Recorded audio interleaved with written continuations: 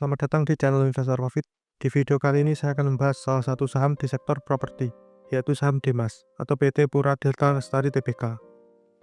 Simak video pembahasan ini sampai selesai, karena kita akan bahas mulai dari profil perusahaan, struktur kepemilikan saham, laporan keuangan terakhir di kuartal 1 2025, historis dividen, harga saham, hingga valuasinya. Disclaimer dulu, video ini bukan untuk ajakan jual maupun beli suatu saham, dan data yang ditampilkan berdasarkan data terbaru pada 6 Juli 2025. Oke, yang pertama mari kita lihat profil atau kenalan dulu dengan PT Pura Delta Lestari Tbk atau Dimas ini. Dimas merupakan salah satu perusahaan properti yang mengembangkan kota Delta Mas. Kota Delta Mas tersebut berlokasi di timur Jakarta, tepatnya di Cikarang Pusat, Kabupaten Bekasi, Jawa Barat. Saat ini, Dimas masih terus mengembangkan dan mengelola kota Delta Mas menjadi sebuah kawasan modern terpadu seluas 3.200 hektar yang terdiri dari kawasan industri, kawasan hunian, dan kawasan komersial. Dimas didirikan pada 12 November 1993, yang berarti lebih dari 31 tahun yang lalu. Dimas melakukan IPO pada 29 Mei 2015, dan saat ini memiliki market cap sebesar 6,6 triliun. Dimas merupakan perusahaan ventura bersama atau joint venture antara Sinarmas Land melalui anak perusahaannya PT Sumber Arus Mulia dengan Sojit Corporation. Sinarmas Land merupakan salah satu pengembang properti terbesar dan terkemuka di Indonesia yang memiliki pengalaman di berbagai proyek properti di Indonesia, dan sahamnya tercatat di Bursa Efek Singapura. Sinarmas Land melalui PT Sumber Arus Mulia merupakan pemegang saham utama atau pengendali Dimas yang memiliki kepemilikan sebesar 57,28%. Dan pemilik manfaat akhir Sinarmas Land adalah Margareta Natalia Wijaja. Beliau merupakan anak dari Mukhtar Wijaja dan cucu dari Eka Cipta Wijaja yang merupakan pendiri Sinarmas Group. Sedangkan Sojit Corporation adalah perusahaan konglomerasi Jepang dengan jaringan global lebih dari 500 grup perusahaan yang beroperasi di lebih dari 50 negara dan tercatat di Bursa Efek Tokyo. Sojit Corporation memiliki kepemilikan terhadap Dimas sebesar 25%. Kemudian pemegang saham Dimas lainnya adalah masyarakat atau publik sebesar 17,72%. Selanjutnya mari kita lihat laporan keuangan kuartal 1 2025 Dimas. Total aset Dimas saat ini sebesar 8,56 triliun, naik 312 miliar atau 3,79% dibandingkan kuartal 4 2024 yang sebesar 8,25 triliun.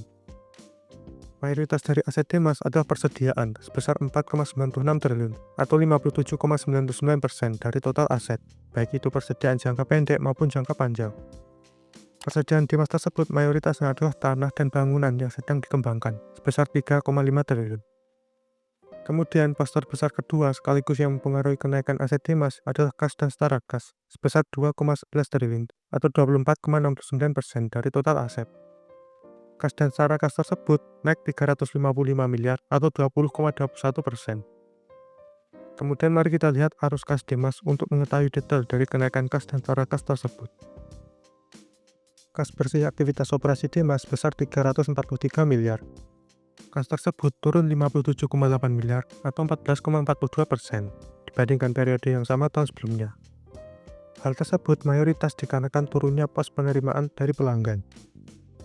Kemudian kas bersih aktivitas investasi Dimas positif 18,3 miliar, mayoritas dikarenakan dari pendapatan bunga. Sedangkan kas bersih aktivitas pendanaan Dimas minus 6,56 miliar untuk pembayaran bunga pinjaman utang bank jangka pendek. Jadi, kenaikan kas dan setara kas Dimas mayoritas berasal dari kas aktivitas operasi, dari penerimaan dari pelanggan. Walaupun pos tersebut mengalami penurunan dibandingkan kuartal 1 2024 yang lalu. Ditambah positifnya kas bersih aktivitas investasi dari pendapatan bunga. Kemudian model liabilitas dan ekuitas Dimas. Total liabilitas Dimas saat ini sebesar 997 miliar, turun 43 miliar atau 4,13% dibandingkan kuartal 4 2024. Penurunan liabilitas Dimas mayoritas dari pos liabilitas kontrak jangka pendek yang turun 116 miliar atau 38,56%. Dulunya 302 miliar, sekarang menjadi 185 miliar. Liabilitas kontrak merupakan uang muka penjualan persediaan real estate yang diterima dari pelanggan, yang kewajibannya belum terpenuhi. Dan penurunan lainnya berasal dari uang muka lain-lain, yang turun 6,79 miliar atau 28,60%. Dulunya 23,7 miliar, sekarang menjadi 16,9 miliar. Dari seluruh liabilitas Dimas tersebut yang sebesar 997 miliar, mayoritasnya adalah utang bank jangka pendek sebesar 500 miliar atau 50,14%. Oh iya, jika kita lihat seluruh liabilitas Dimas tersebut, benarnya bisa dilunasi dengan kas dan setara kas yang ada. Bahkan untuk melunasi utang berbunganya saja, seperti utang bank, Dimas sebenarnya mampu. Bagaimana menurut pendapat kalian? Sementara itu, ekuitas Dimas saat ini sebesar 7,56 triliun, naik 355 miliar atau 4,93% dibandingkan kuartal 4 2024. Ekuitas yang naik dikarenakan meningkatnya saldo laba yang belum ditentukan penggunaannya. Kemudian mengenai pendapatan dan laba Dimas. Pendapatan usaha Dimas kuartal 1 2025 sebesar 507 miliar, turun 41,1 miliar atau 7,50% dibandingkan periode yang sama tahun sebelumnya. Sedangkan labanya sebesar 355 miliar, turun 10,6 miliar atau 2,91%. Tentu laba Dimas yang turun mayoritas dikarenakan turunnya pendapatan usaha. Sebelum kita lihat detail pendapatan usaha Dimas dari mana saja, ada pos pendapatan atau keuntungan Dimas yang menarik bagi saya, yaitu pos keuntungan kegiatan pengelolaan dan lain-lain bersih.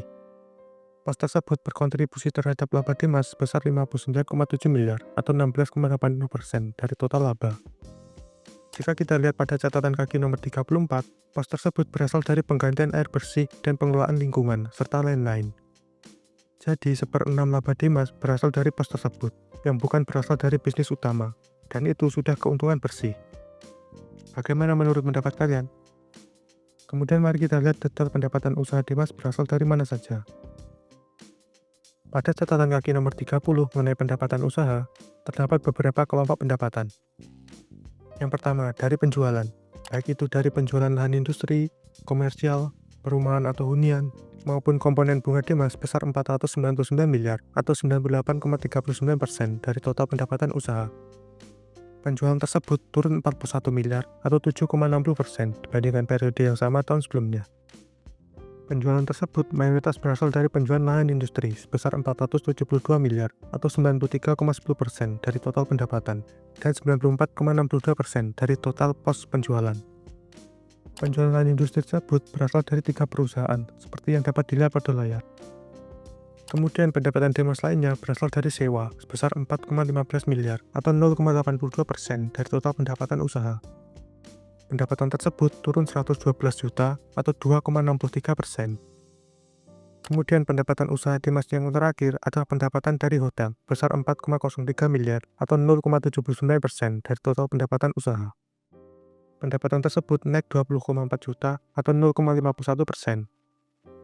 Jika kita lihat pendapatan tersebut dari segmen usahanya, Dimas membaginya menjadi properti dan hotel.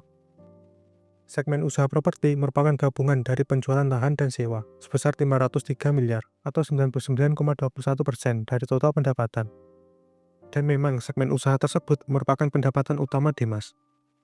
Sedangkan segmen usaha hotel, seperti yang telah dijelaskan sebelumnya, berkontribusi sebesar 4,03 miliar atau 0,79% dari total pendapatan. Kemudian mari kita bahas historis dividen Dimas. Berdasarkan data di Stockbit, Dimas rutin bahkan dividen setiap tahunnya, sejak setelah IPO pada tahun 2015. Dalam 6 tahun terakhir pada tahun buku 2019, Dimas bahkan dividen 2 kali setahun, sampai tahun buku 2022. Dan di tahun buku 2023, Dimas juga sempat bahkan dividen interim. Tapi pada keputusan RUPST, dividen interim yang telah dibagikan dianggap sebagai dividen final. Dan di tahun buku 2024 kemarin, Dimas bahkan dividen 1 kali setahun. Berdasarkan risalah RUPST Dimas pada 28 April 2025, menyetujui pembagian dividen tunai final sebesar 1,39 triliun atau setara Rp29 per saham. Jumlah tersebut berasal dari laba bersih Dimas di tahun buku 2024 sebesar 1,33 triliun, setelah dikurangi 2 miliar untuk dana cadangan. Dan sisanya sebesar 66 miliar sekian diambil dari saldo laba. Jadi, dividen payout ratio Dimas untuk tahun buku 2024 sebesar 104,81%. Jika kita hitung dividen per share sebelumnya yang sebesar Rp29 per saham, dengan harga saham Dimas saat ini yang di Rp137, maka dividen yieldnya sebesar 21,16%. Bagaimana menurut pendapat kalian mengenai dividen Dimas tadi? Silahkan tulis pendapat kalian di kolom komentar. Kemudian mengenai pergerakan harga saham Dimas.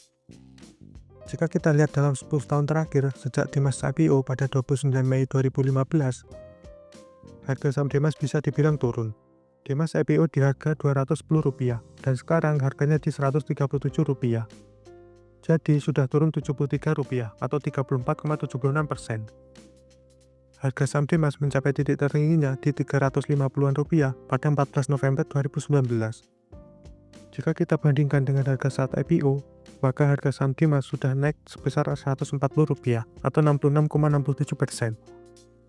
Selama 10 tahun terakhir, Dimas turun ke harga terendah 3 kali.